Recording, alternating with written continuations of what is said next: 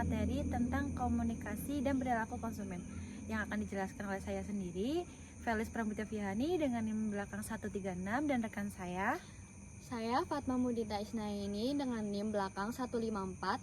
Saya Zara Najwa dengan NIM 158. Pernah gak sih kamu ngerasa tiba-tiba ingin beli sesuatu padahal sebelumnya gak kepikiran sama sekali? Misalnya setelah lihat iklan minuman segar di Instagram, kamu ngerasa haus. Atau teman kamu cerita tentang skincare baru, kamu penasaran dan pengen coba juga.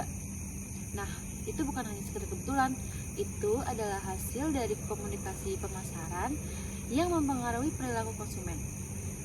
Dalam video kali ini, kita akan membahas bagaimana pesan-pesan yang kita terima setiap hari dapat membentuk cara kita berpikir, merasa, dan menentukan keputusan pembelian.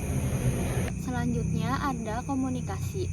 Komunikasi adalah proses penyampaian pesan dari pengirim ke penerima untuk menciptakan pemahaman bersama.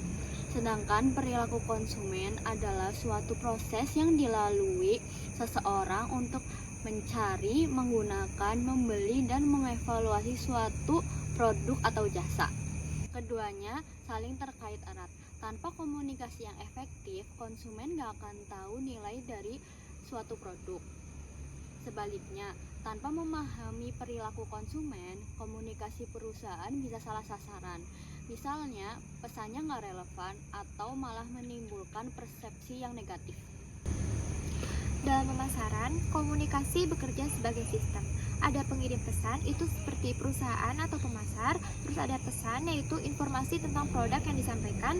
Terus ada media, saluran seperti iklan, media sosial atau influencer. Terus ada penerima pesan, yaitu kita sebagai konsumen.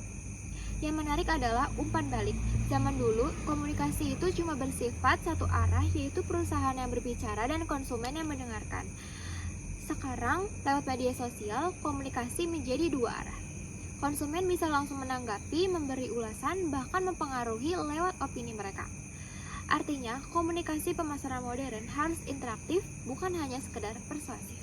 Ada 3 tahap utamanya. Yang pertama itu persepsi, bagaimana kita menafsirkan pesan. Misalnya, ada 2 orang menonton iklan yang sama, tapi menangkap maknanya berbeda. Yang kedua ada sikap, terbentuk dari keyakinan dan perasaan kita terhadap suatu produk.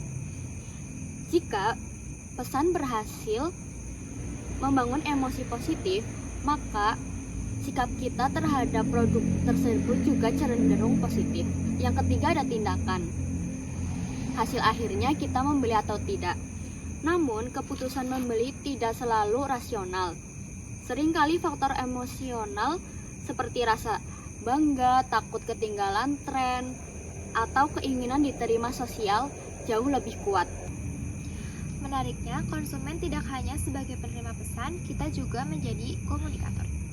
Setiap kali kita membagikan pengalaman, menulis ulasan, atau membuat konten review, kita sedang berkomunikasi dengan konsumen lainnya. Inilah yang disebut word of communication, dari mulut ke mulut, yang terbukti sangat berpengaruh terhadap citra dan penjualan produk. Kesimpulannya, komunikasi dan perilaku konsumen adalah dua sisi dari satu koin. Komunikasi yang tepat dapat membentuk persepsi dan mempengaruhi keputusan pembelian. Sementara perilaku konsumen memberikan umpan balik dan menentukan arah strategi komunikasi berikutnya. Sekian materi yang dapat kelompok kami sampaikan. Terima kasih sudah menonton. Dadah.